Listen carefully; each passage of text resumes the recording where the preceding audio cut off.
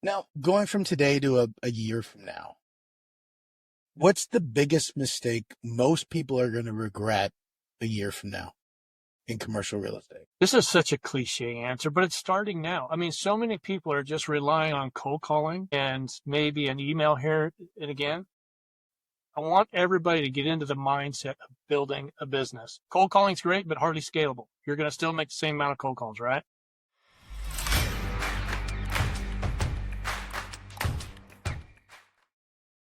So you're thinking about getting into commercial real estate, or you're actively engaged in commercial real estate and looking at ways to become more effective at running your brokerage or being the amazing agent that you are. I am so excited about today's guest. We've got Joe Killinger with us. He's closed over $1 billion in commercial real estate.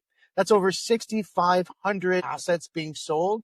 He's got some key specializations that we're going to talk about today. He spent 3 decades building brokerages, managing agents, and spotting market shifts. And as we know right now, there's some big shifts happening. He's the co-founder of Commercial Brokers International and the brains behind Pono Asset Management. And he is the real deal. So guys, if you're looking for learning anything about commercial real estate, if this is something that's interesting for you, you're like, man, I just need to get that new edge. Or if you're in the industry and you're starting to see some fumbles happening in the industry and you're trying to figure out how do I get things going, or you're a super performer and want to 10x that growth, Joe's the man to hit it for you. So Joe, thank you very much for joining us today. Thank you for having me on, Steve, and thank you for that introduction. Now, you've closed over $1 billion in deals. Right. And when you're closing $1 billion of deals, you deal with obviously a lot of other agents out there. Mm-hmm. And you've dealt with great agents and you've dealt with agents that probably need more training. Why, when we look at these agents that need more training, why do they not get it? It's not so much the agent's fault, it's the brokerage's fault. Now, I was just talking about this with somebody yesterday. The agents have the responsibility of talking to the brokerage. What kind of training do you do? What kind of mentoring do you offer? What kind of support do you give? That is, when you're out there interviewing, you want to make sure you're asking those questions and then follow up, call other people in the company. But as a brokerage, this is what just baffles my mind. You know, it kills me that there's so many brokerages will bring a new broker on. They say, here, we're going to train you. And then they have a class once or twice a week and very little training then. So, I mean, I don't know any other industry that would hire somebody and say, hey, here you go. Here's your phone. Here's your login. Good luck. I mean, if you're an airplane pilot, they're not going to give you the keys and say, okay, we'll see you later. But that's essentially what commercial real estate brokerage has been doing over the years. Now, there's some companies that do great training.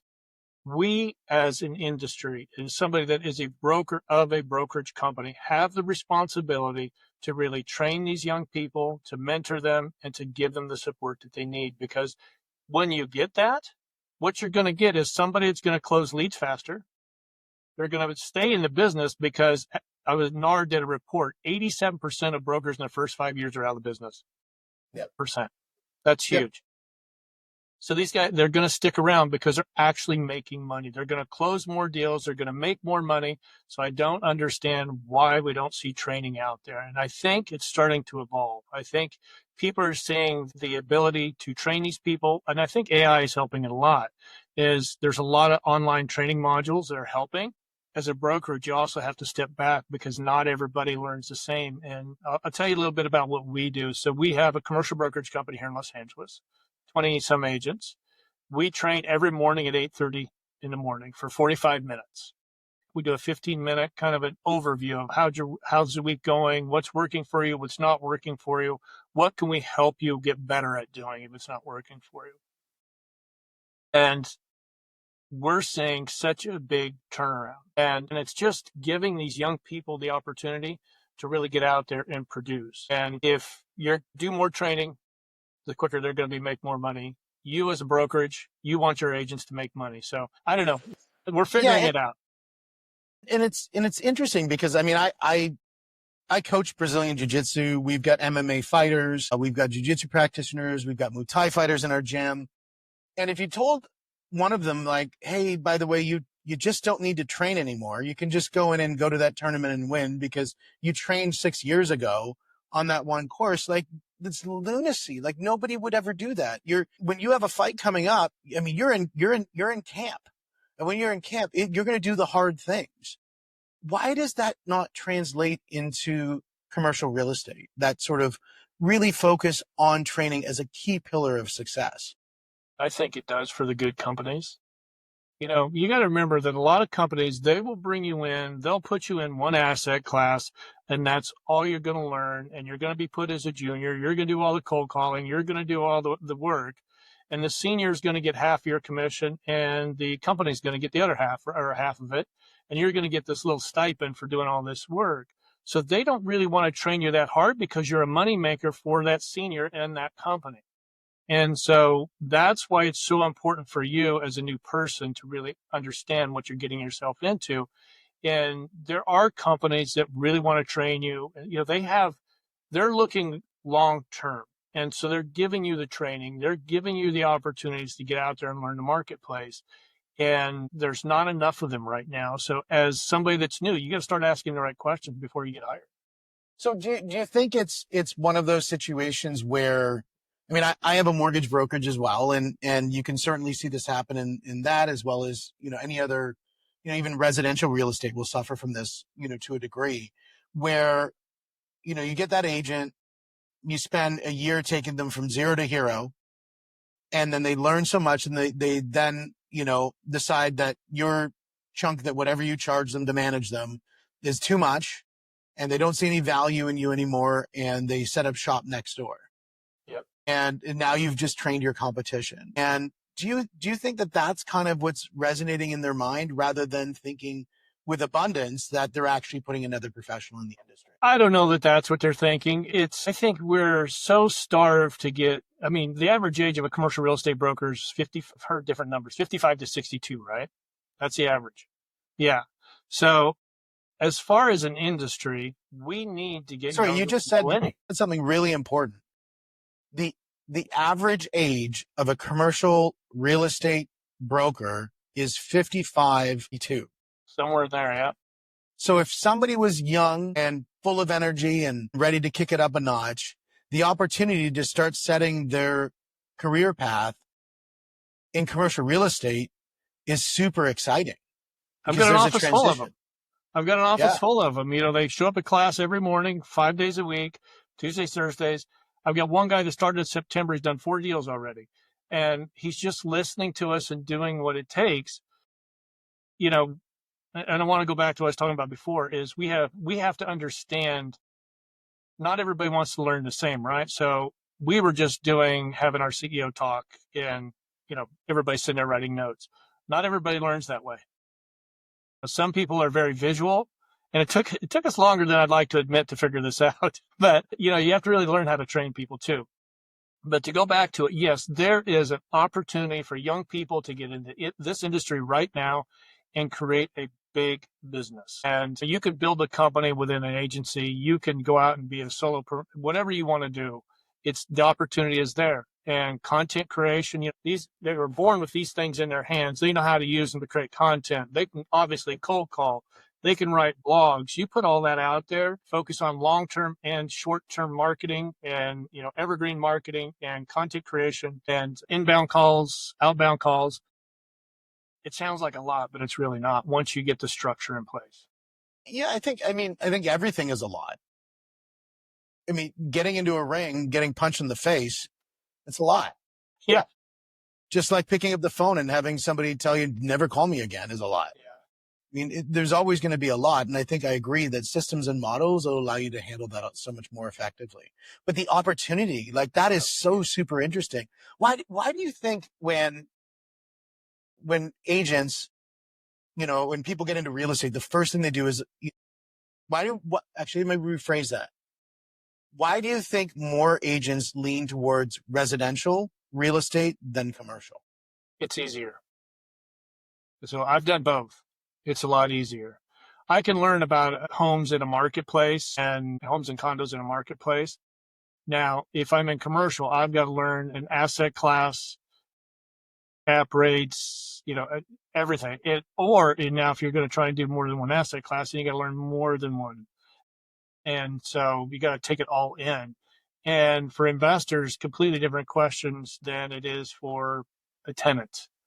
So it's a lot more involved, and it gets intimidating. Yeah. Your It's first also, couple of weeks in commercial real estate is pretty intimidating. I could see that. You walk into that one industrial, plant and you just think, huh, Yeah. now I got to learn something. Yeah. Yeah. Ceiling heights, power, door heights, loading docks. It gets to be a lot. Yeah. So I think that scares a lot of people away. We've had a couple of good residential agents that were able to make the transition into commercial. They were doing more multifamily before, and that's what they stuck with, but they never got into commercial real estate. They stuck with multifamily because it's a different beast. And when you get a call from a residential agent that's doing a commercial deal, your heart stops. You're like, oh no, I'm going to do all this work, And on Twitter, you'll see people passing those notes back. Resi-mercial agent contacted me today about a client. Wish me luck. Yeah. Yeah. No, I can definitely see that. I mean, as being part of Keller Williams, we have the Keller Williams residential side, then we've got the Keller Williams commercial, and that certainly is a problem for the commercial agents. Now, if the commercial is tried, tested, and true and only commercial, that makes a big difference. But if they're a resi-mercial, they're kind of playing in both camps. Yeah. You can't be everything to everybody, or you'll be nothing to anybody. That's exactly right. That's exactly Focus on what helps you grow your business. Pick an asset class, pick a market, become the leader in that marketplace. Yeah. Yeah, I think I look to somebody like Grant Cardone, and Grant Cardone, he's done a great job about building his sales organization. But he didn't start saying, I'm going to train insurance agents, real estate agents, car salesmen, people who sell mass spectrometers. And he didn't do that. He said, I'm just going to focus on the car industry because that's what I know. And then I'm going to really become the authority in that space. And once I've really created some inertia, and some size and scale, then I can start to absorb other ones. But at the beginning bit is I'm going to make the one thing. Yeah, and I think you've got to start with focus. And, it's easy, especially now. I'll give you an example. So we take our retail agents. Let's say it's a retail agent, Santa Monica. I want you, but you come on board with Commercial Brokers International. We hire you. We're not going to put you on the phones for the first 2 weeks. Obviously, you're going to class every morning on the Tuesdays and Thursdays. And then I'm going to have you on CoStar every day. Just study the market. And then after week 1, I'm going to sit down and test you going, okay, what's available right now? What's the average price per square foot? Parking, what's that look like? Availability, days on market, all that. If you can't answer that, I'm like, okay, we'll see you next week. Let's do this again. Until they get that down and can tell me somebody that's coming into their market or going out, I want them to know, read all the local publications, understand what's going on in the marketplace. Until they know all of that, they're not on the phones. And the reason being, Steve, is because you're not going to get frustrated. You're going to end up quitting because you don't know the market. You're having conversations. You don't know what to say. Now, if you know everything going on in the marketplace and people are coming in and out of that market, when you get somebody on the phone, now you've got something to talk about. You can have a conversation with, oh, yeah, this is 2 doors down from you is available. And it's X amount of square feet. It's this size. There's this parking. Here's the concessions that this company, or this landlord is offering. All of that. Now you're having a real conversation that can lead you somewhere. If you're cold calling and just saying, hey, are you thinking about buying or selling or leasing real estate? And they say yes or no and hanging up. How do you build a business like that? And that's what we're getting away from. And it can't be quick enough. Yeah, I think the idea of, are you thinking about buying or selling? And, hey, a referral is the greatest compliment. Yeah. That's going by the way of the dodo in any space. I think we've got a very educated buyer in all aspects of doing business. And you have to recognize that. And you really have to come out with value. I mean, right now, like we look at the global CRE market right now, and, there's potential systemic vulnerabilities in all of it right now. There's a lot of shifts that are happening. When you take an agent that's used that approach before, and now they're looking at the market now, how should they be preparing themselves, or as the broker, how should you be preparing your teams for any of the turbulences that's happening or is about to happen, instead of just talking about script? Right. Yeah. So if you want to be preparing your team for the future, first of all, there's a lot of AI coming. You've got to be in the marketplace and you've got to understand what's coming. every morning I tell all of our senior leaders, I want you to make sure you're reading at least 5 real estate publications for your marketplace. And obviously CoStar News is a big one. CoStar News, their plain vanilla show, depending on what asset class, globestreet.com, BizNow, on and on. You just want to make sure you're completely informed. And then making sure that your team understands what's going on in their marketplace. Now, it depends on how you set your team up too. Are you going to set your team up as like, okay, we're just going to do multifamily in Santa Monica, build my team that way? Or are you going to build your team like, okay, I'm going to do multifamily. I want you to do retail. I want you to do industrial. So really, there's a lot to that question. I know it seems, but there's a lot to it because it just depends on how you're going to set your team up. I'm going to be doing just multifamily in an area. You want to make sure they know everything going on. You want to make sure there's 100 and some cold calls a day that are going out per agent, depending on your team. And, block it off, get those cold calling. But then the key is the analytics. Every day, look at those analytics. How many calls went out? How many hits did you get? Why are the hits so low today? Did you have long conversations? And that's another thing a lot of people don't think about is when you see somebody new, the conversations are a few seconds, right? But as they get experience, the length of those conversations stretches out because they're actually having conversations about what's going. So that's why we also monitor that. Yeah, that's really important. I had Chaz on from Call Tools a while ago where he was talking all about how it's really important to track number of calls, but more importantly, time on task, which is how long are you really talking to people? And that kind of can give you, I mean, in MMA, it's like time on the mats, like how long are you spending time on task? Yep. And I think that makes a big difference. When you look at training, and I'm going to put you early on in your career, so we're going to throw it back a few decades probably. And I want to look back and I say, what's a training mistake that you made early that nearly cost you or did cost you? I already talked about it, and that was not understanding that not everybody learns the same. Two actually. So not everybody learns the same. We had agents that I just am like, why don't they get it? They're not stupid. I'm like, what are they not understanding? And then one day I did this visual with a whiteboard, and guess who was talking the most? Yeah, we could do this. And I'm like, wait a second. This has been a mistake I've made. And so people were getting frustrated because they just didn't get it. And so we picked up like, okay, we need to make our classes more interactive. And what a difference that made. Plus it forces them to listen, right? And so when you say, hey, Steve, what about, so they have to be listening. And so that was a big one, is getting it more interactive, not just have a talking head at the class. That, and then when we were doing in the middle of COVID, we would do from 12 to, we would do a Zoom class with all of our agents, just so they'd have something to do. Really, we just sit there and watch all of our hair grow, but it was something. Classes over Zoom, we might as well, it passed time for us, I guess. Those did not work for us. I think the modality has to speak to the way that somebody can absorb information. Yeah. And when you're looking at, I had a guy who we did a podcast on talking specifically about being a speaker and the idea of, either in person or hybrid or just Zoom. And you have to have a different way of interfacing, because I do agree. What actually has to happen is you have to do checkpoints. When it's in person, you can maybe go 8 minutes, I think is what he was saying. But when you're online, it has to be almost every 2 minutes. Checkpoints, like making them take action almost every 2 minutes or you'll lose them. Yeah. And I think that, the way that you approach it, you have to understand the modality of training that's required based on the platform that you're using.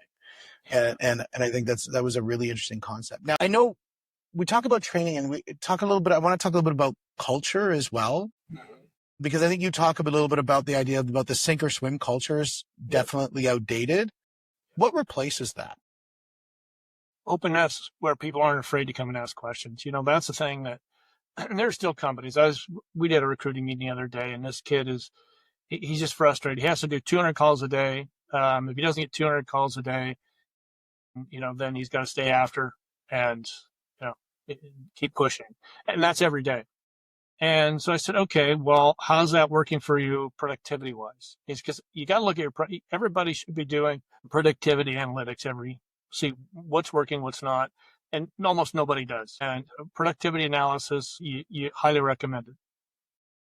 So what we try and do is create a culture where nobody's afraid to come and ask questions. And I mean, not just to George and myself, the owners of the company, but to the more senior agents. Knock on the door, ask a question, because everybody in our office is where that new person was. We understand what you're going through. And so that culture is very key, and it's intimidating. If you're afraid to go and talk to somebody and you're just going to get frustrated, you're just going to quit. You're going to quit the industry. And so, yeah, it's creating that culture where people are not afraid to come and ask you, hey, what's going on here? Yep. And I think further to that, I think one of the things you talk a little bit about is, I mean, we all know hard work matters. I mean, when we're in the gym and, if you're not pushing your physical body to the limit, at some point, you're never going to see that growth, that expansion that can happen. And it might be pushing your mind, pushing your body, whatever it is, you need to challenge yourself. You need to hustle, right? But I think, actually, I won't say this. I want your opinion on this. Do you think the idea of that hustle porn has gone too far? That people are more focusing on the hustle than on what they might need to focus on? Absolutely. I mean, people, do you know who Gary Vee is? Hmm? So he was years ago touting, if you're young, now's the time to make it. 5 hours sleep a night's plenty. Now he's like, now peace of mind, make sure you're working getting your sleep. Yeah. It comes down to productivity. If you need 20 hours a day to be productive, then you're not doing it right. There's so many systems in place right now. Daily structure is the key. If you're retail, you're not calling till 10 o'clock in the morning. So you got a couple hours in the morning to set everything up, get your emails out, and then cold call, depending on where you're at in your career, right? 10, you start calling till whatever time. If you've been doing it for 10 years, you're probably not doing a whole lot of cold calling, but hopefully you still do. Yeah, it's the hustle culture. It doesn't need to be. It's just you need structure. You need a company that's going to give you the support and an open door to give you the answers to get you going. And that all comes with, you've got to have the training to really understand all of that. What's the right questions to be asking? Yeah, I think you said persistence, yes, but with structure. Yep, you've got to have the structure. I was talking to an agent the other day, and here's another big thing that drives me nuts with newer agents. They always talk to the other newer agents. They take advice from them. Go get advice from people that are where you want to be, and then take their advice. Somebody in the same level as you, don't take their advice because they don't really know what's going to work and what's not. Go talk to somebody that's been through it. And, I was talking to an agent the other day. She was in residential, and she goes, I'm just so over this industry. She goes, I feel I'm just tired. I'm tired of chasing my tail. And I said, okay, well, what are you doing? She goes, well, I do a little bit of cold calling. I hold some open houses. And I'm like, okay, do you have a website? Well, no. So you don't have a blog either? Okay. Maybe you need to increase your cold calls. What kind of content do you put out on social media? And it's pretty homes, nothing that really brought value. So your marketing needs to really bring value. And the way I get them to try to understand that is like, listen, I want you to, in commercial, if you are targeting retail tenants, what does that retail tenant want to know from you? What information is valuable to them? That's the content you want to create. It's really that simple. Talk about that asset class, talk about that market, talk about you a little bit in that marketplace. But it can be frustrating if you're not in alignment with everything that you should be doing. And that's going to come from talking to the senior people.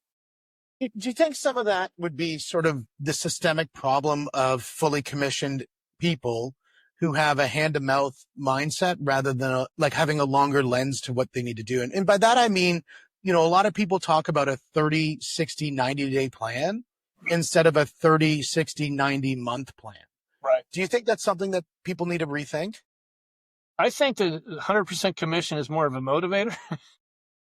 You usually, and this is with the good agents, our industry with a heavy turnover, you get so many people that are they get into this industry thinking, I'm going to do it better than the people that are doing it right now.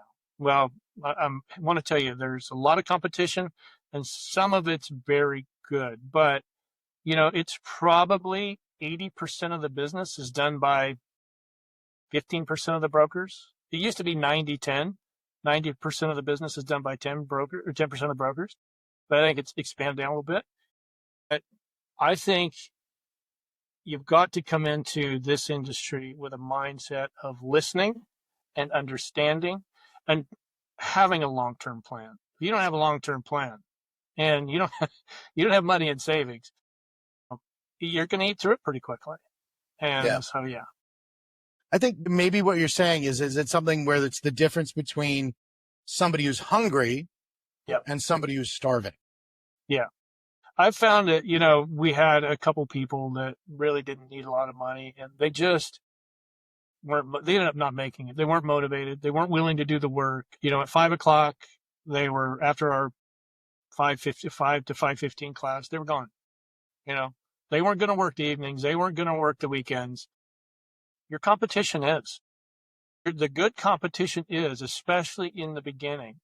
And so if you think you're going to outsmart them, chances are pretty slim. I don't know that you can outwork them, but consistency is what's going to get you ahead. You've got to get out there and be consistent with your content creation, with your writing a blog, writing an article. And, I'm big on proof stacking right now. I don't know if you've ever talked about that, but on proof which, stacking, it's great for, let's say you get a big client, they come in, and you tell the story of how the whole process went. From this is how they contacted me.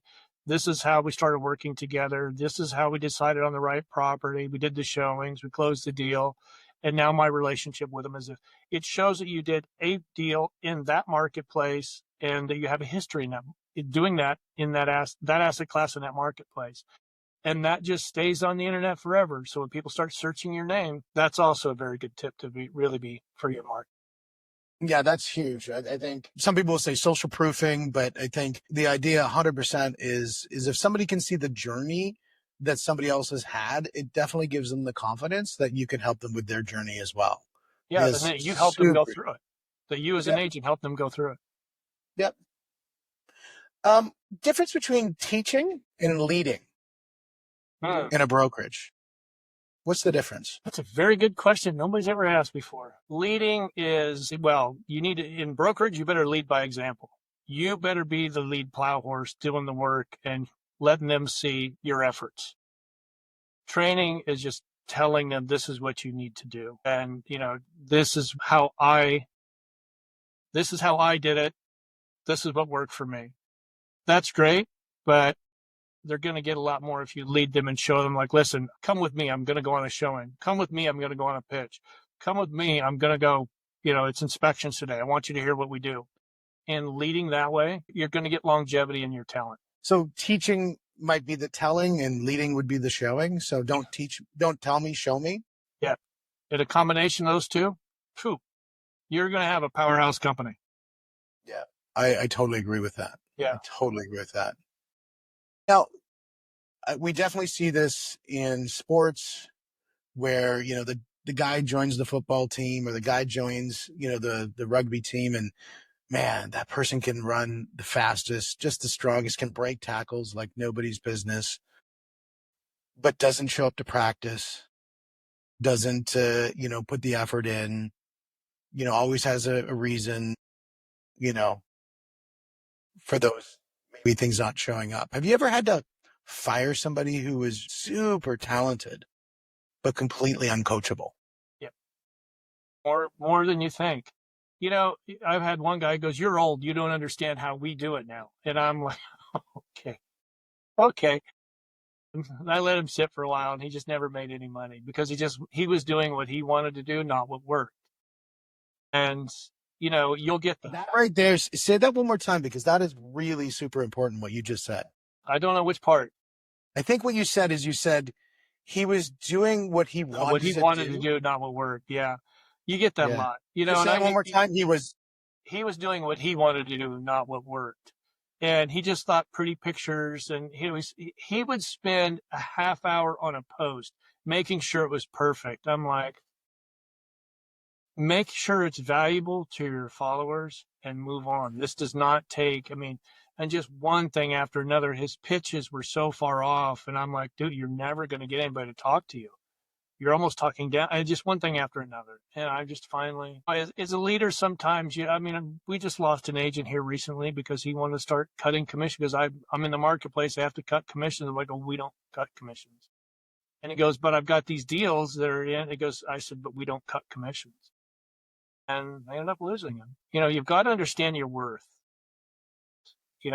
Cutting commissions isn't a way to do it. And it's tough. It's tough when you lose people because as a brokerage, like we were talking about before, it costs me a lot to bring an agent in because in commercial real estate, we give all these tools to these agents and it costs us thousands of dollars a month. And when we lose one, that's a loss for us.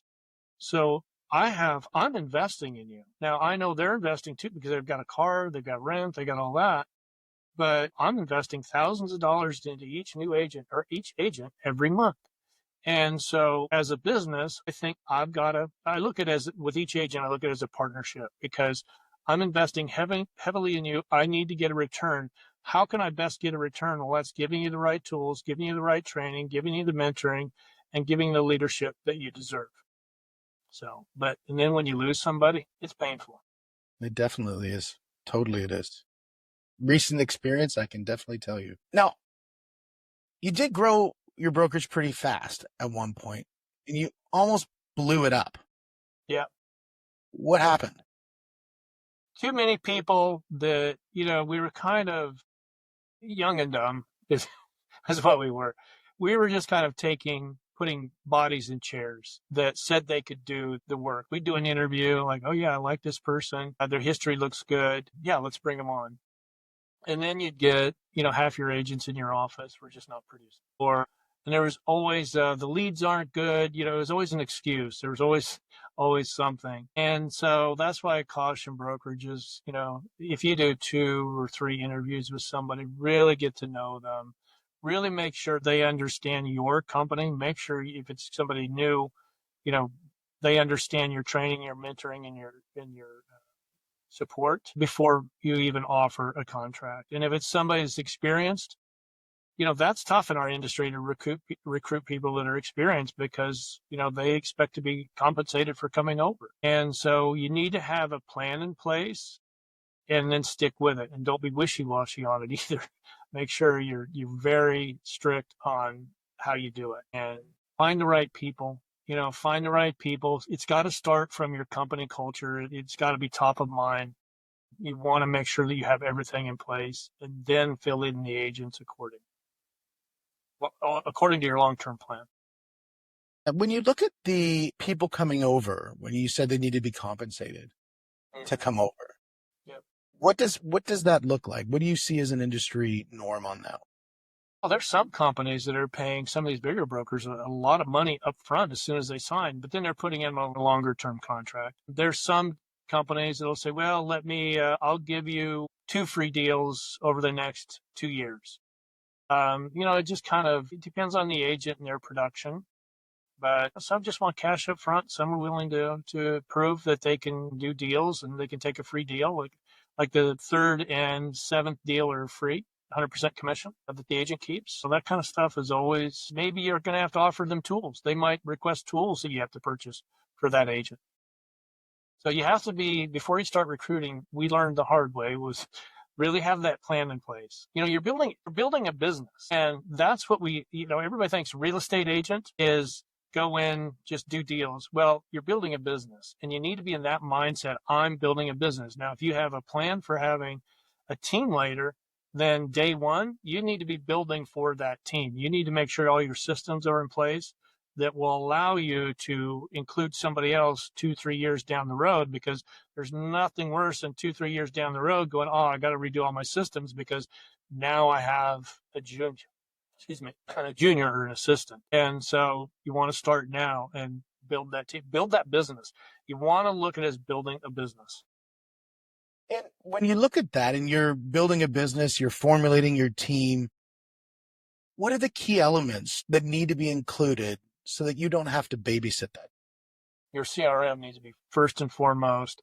It needs to be set up where if you're going to bring in a team, that they can have the right access to it and they can have all the information. That's one thing in our industry. How few people actually use a CRM, and a good one. They use something that is easy. Now you want to really, and you can go on the Jill Killinger website, and there's different CRMs on there that you can pick from, and use. They're highly recommended from other commercial real estate agents. But making sure that CRM from day one is filled out in its entirety. Phone number, contact information, last conversation, when you're going to call them back again. And there's all these systems in place now to remind you. And because you don't have to use pen and paper. When I started, there was no CRM. It was Excel spreadsheet. I had to write everything down. I can barely read my own damn handwriting, so that was tough. But it's your base for your business is that CRM. And that's got to be set up. And every day you get a new contact, make sure you take the time. If you're going to close out your day, go in there and fill all that information out from the day, or do it as you're I like to see people do it as they're going through the day, just taking a few minutes to really fill it out. Because that's the basis that's where you're going to build everything on. Yeah, I think, when you're valuing a business for sale or for any finance or anything like that, and you're trying to see what this business is worth, systems is the first thing that gets looked at. Is this a business that's built around a hero mentality, or is it built around a system and a model? And the hero mentality is that's really being built on creativity, not on systems. And creativity is not a stable base for any business. It changes. I look at the way this business has changed in the last few years. It used to be when I started in the industry, the brokers controlled all the information, right? Because there was no CoStar, there was no nothing for commercial real estate. Just each brokerage had their own list. So we controlled the information, so it was a lot easier to do deals. And now all the tenants and landlords all have access to this information now, so they're very informed. And I think with everything the way it's coming, it's going to evolve even faster now. So I just think as a younger generation, there's such a huge opportunity to really get in this business and blow it up. As a matter of fact, I put on the joekillinger.co, I put a free pamphlet. It's a booklet, and it's your first 90 days in commercial real estate. And because that is the most critical part of your career. That first 90 days, you need to start building everything. Get that CRM in place. Get your all your documents in place, all your templates in place, and make sure everything's in place so it can start free flowing as you're going. Oh, you talk about blowing up, so it fits right into my next question. It's been quoted to say there's about $350 billion in dry powder just sitting on the sidelines for commercial real estate. What should smart brokers and agents be doing right now to prepare for that? First of all, find out who's got the money. You got to find out who, because it's dispersed out to a lot of people, and then you got to be in your marketplace, because if you go chasing deals outside of your marketplace, then you're just chasing your tail. I cannot talk. So I was talking to an agent the other day, and he's doing deals all around the country, and he's struggling. And I said, well, why do you think that is? He goes, I don't know. I've got these great listings. I'm like, yeah, but you're all around the country. You don't have a base for anything. I said, pick your market, know everything going on. And then when this money starts coming out, then you can reach out, because hopefully with all the information, you're becoming the king or queen of that marketplace. You know what's going to pocket listing or what's actively on the market. Now you call those companies that have all that dry powder and say, listen, I've got all these properties in my market that are available. Some of them I have as pockets. Some of them other brokers have, but I want to get them to you because we'd love to have you in this marketplace. But you can't spread yourself out too thin, because if a real estate investment trust says, hey, we've got $10 billion to spend, and you're going to think you think as a solopreneur that you're going to call them up and say, hey, I'm going to broker all those deals for you. No, you're not. It's not going to happen. Focus on your marketplace and just be the best and make the money come to you. And you want to get people coming to you. Start putting content out about what's going on in that marketplace. Start writing blogs. If you go on LinkedIn, it says write article. Start posting there every week. Write something about your marketplace. Talk about deals that are happening in your marketplace. And then when the big real estate investment trust Googles this marketplace, look who's going to be there with all this information that's there, and then they're going to call you. Yeah, it makes total sense. That's why we podcast, is to really get a lot of great content out and share.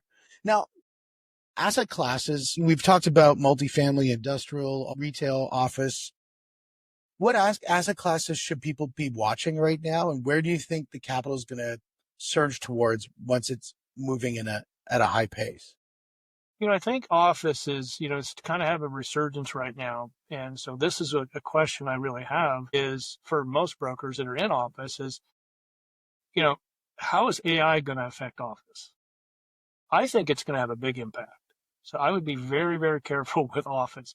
And obviously it's going to be specific to, there's going to be power needs. There's going to be all kinds of stuff but you got to really think, you got to be careful with office and really know. And you've got to think about multifamily. Depends on where you're at again. A lot of inventory hitting the market. Rents are stabilized, some dipping in some areas. I'd be very careful there, especially, Texas and the Midwest. I more look at it as what asset class do you like or do you understand? And what area do you like and understand? Because you want to start investing in an area that because real estate investing is very local. If I'm in a high rise in Brentwood, California right now, if you take this building and you move it down just south of here, a half mile, it's a completely different asset. Or if I move it to near the beach in Santa Monica, completely different asset, different pricing, different return, different tenant base. So it's very local. So I always recommend, be understanding your market first. And then, but as far as asset class, I love multifamily. Where we're looking right now, we're raising a fund. We're going to buy some single tenant net lease deals. The first fund is going to be very stabilized. It's just, pretty good because single tenant net lease deals are the most liquid of all deals out there. So let's talk a little bit about single tenant net lease for those who are new in the industry to kind of, what is that? Triple net. It's triple net. Chase banks, Del Tacos, fast food, typically, pharmaceutical companies, CVS, Walgreens, not so much Rite Aid. So if I was going to see one of those on the street, what would that look like? So it'd be a Walgreens building. Yeah, it's kind of on the Walgreens is could be an outlot to a Home Depot or something like that, or it could be just standalone on the street. And that you really want to be careful. You want to make sure you're talking to the right broker because you want to make sure that you need to understand the lease. You need to understand who signed the lease. Is it a franchisee? Is it corporate? If it's a franchisee, how many units does that franchisee own? If they own 2 or 3 other locations only, then that cap rate better be strong. But if they own a few hundred, that's a different deal. Now, if it's corporate owned, those are pretty stabilized assets. But you want to make sure there's good foot traffic, if there's a drive-through, if the drive-by traffic is high, what's in the area, schools, churches, synagogue, whatever it is, make sure all that's there. And signalized intersection is ideal or non-signalized intersection. Just it's good to be on a corner. And that's really what we're focusing on right now with single tenant net lease or triple net deals right now. We're going to start buying a few more.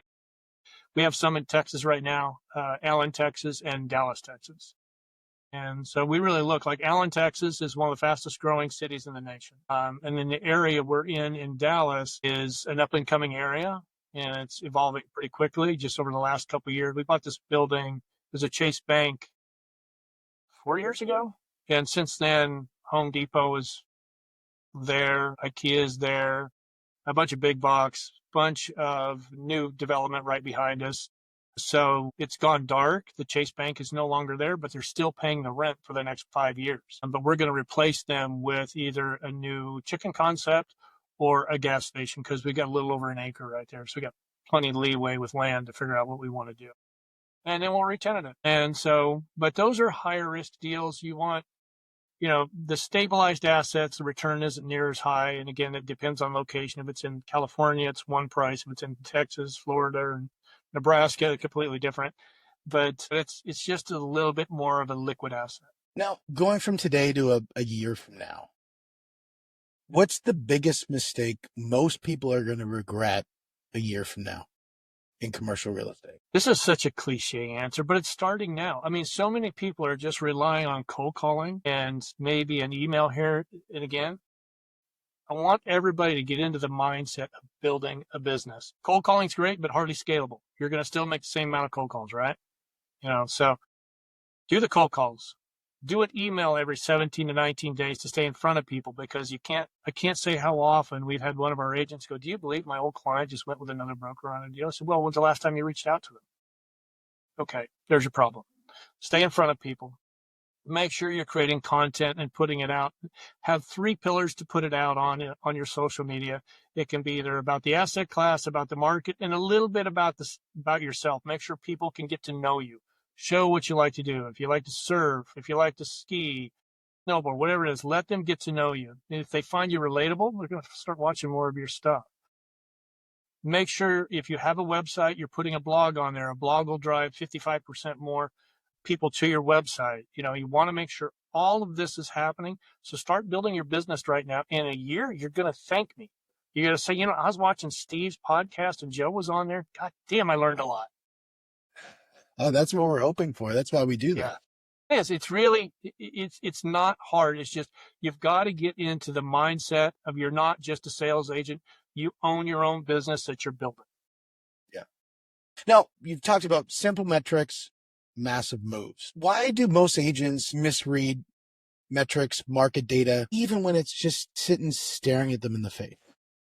Because they have a preconceived idea of what they want it to say. You've got to actually read it for the reality. But I was looking at a multifamily report the other day, and I'm sitting there, and it didn't look good in the Midwest or in the Dallas area. And there's so much inventory coming on the market. And their mentality was, wow, what a good time to be buying. I'm like, what? No, not a good time to be buying. Rents are they're stabilizing, coming down. And I said, a year or so from now, maybe, but you've got to watch it. You got to watch it and understand. You've got to study it. And this industry is evolving all the time. You could have something that, if you're doing multifamily in an area and all of a sudden the military base a mile down closes, you got a problem. So what are you going to do with that asset now? So it's being aware of what's going on in the marketplace and reading the analytics and understanding the stats for what they really are, not what you want them to be. And when you look at the data points, what's some data point that you look in strategically into a market that you check that you feel a lot of other people ignore? I don't look at one typically, because if you look at one, I think you're ignoring too many other key factors, because they all just one feed of the many, but one that I'm not saying that this is the best one. This is just the one that most people ignore. A lot of them are just focused on cap rate, but I want to see the stats that show me what's going on in the area. What's going on. If I'm looking at a property, I want to see how traffic count has gone up, and this goes for multifamily or commercial. Well, not so much industrial, but multifamily and commercial. We don't do a lot of industrial investments. We do brokerage, but we don't do investments. I want to see what's happening in that community, and those stats, walk score, traffic count, that's all important. And here's one thing, I got reminded of it last night, was there was the guy was posting about a restaurant deal, and there was a median. And most people don't think about if there's a median with no way to turn in, but the traffic count is high. You're only getting one side of that traffic count, one side of the street. Because of the median, yeah. Yeah, the median keeps them from coming. So it's just so important to understand those analytics. And then another one is boots on the ground. Get out there and take a look at these properties. And you know how few investors typically do that?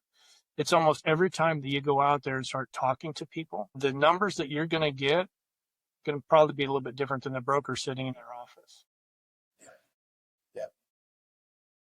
Now, when you think about commercial real estate, what's one thing that keeps you up at night? On the brokerage side, it's a dream than anything, more than a nightmare. But it's how easy it is to really build the business. I sit and think about every night, and I'm so proud of some of our agents here. We got one agent, she's been in the business for not even 4 years, and she's going to do her $400,000 this year.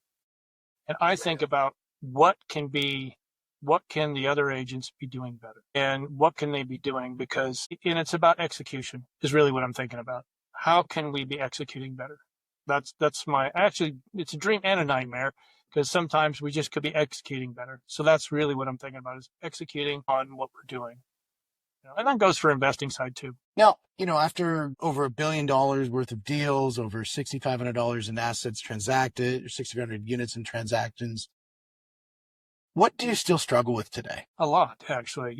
I'm an A-type personality that's a Leo. There's A lot of it, I think, is made up, to be honest with you, in my own head.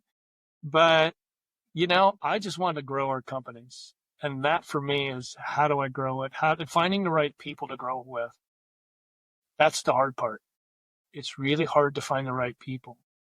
And boy, when you do, life is so much easier because there's people that can really take the load off you. And if you are bringing an assistant in or something like that, is it somebody that really enhances your experience every day? Are they going to be able to take the load off you? And can you delegate to them?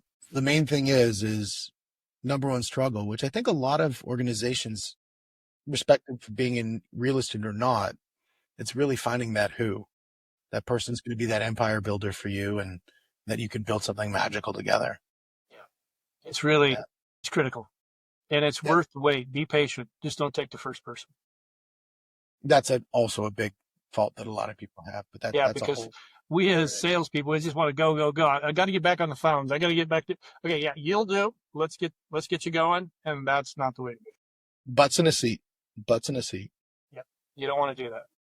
The, if there could be one thing, only one thing that people would learn from you around the mindset to be successful in commercial real estate. Patience. Well, two, actually. Patience, yet persistence. You got to pick one. Okay. Patience. We'll go with patience, because it's not going to happen fast. And you've got to be thinking about, how can I execute on this better? And what can I do next? So, and that you've got to take that time back, a little downtime, and really reflecting on what's working, what's not. That's going to take time. The one thing that, because it's my show, I can say a couple things. The couple things that I've definitely picked off from you is number one, that patience thing. It's not going to be something that's going to happen in the first week, the first month, maybe the first year you might have some good success, but the idea is to have that lens to think bigger than just that next paycheck.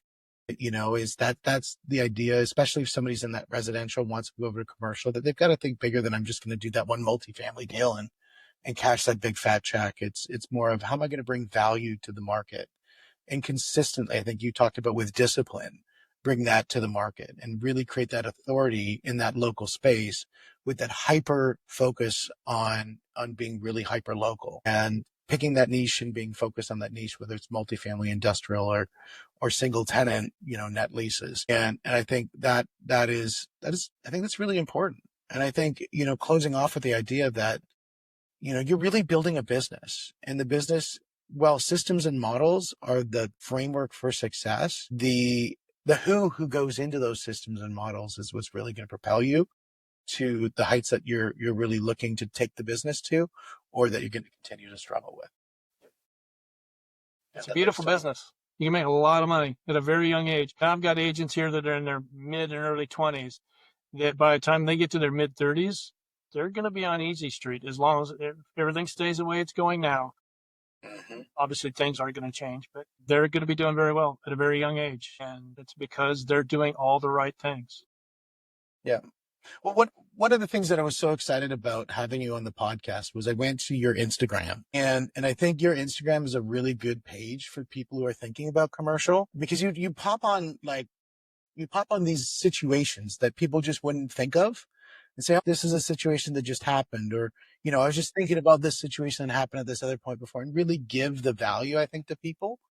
And so, if you're listening to this podcast and thinking you really want to learn more about commercial real estate, I highly suggest look up Joe Killinger on Instagram. He's super easy to find. And, obviously with his Commercial Brokers International business, you definitely are an authority in the space, and you really do give back to the industry. And I think that's very noble.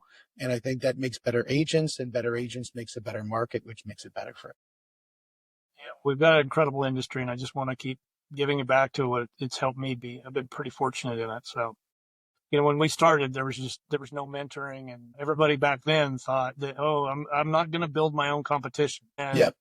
And look how it's changed, so very thankful. And we just decided, when they had the opportunity, that we would do everything we can to give back. And that's what this joekillinger.co is about, is really putting documents and, recommended reading and tools and learning, plenty of stuff to check out on that website. That's amazing. Everything's free. it's the best way. You're giving back. That's why I say you do a great job of giving to the industry. So, Joe, it's been an absolute pleasure, man, having you on. And I think you can certainly teach so much in this space. Definitely, with that amount of seasoning, there's a lot of growth that people have by just having you in their wheelhouse. And I think, people truly are the sum of the 5 people they spend the most amount of time with. And having the opportunity to share that time with you really has helped me. So thank you. Thank you very much, Steve. I very much appreciate it. All right. And guys, this is the money. This is the mindset. This is the mentoring podcast. We'll see you on the next one.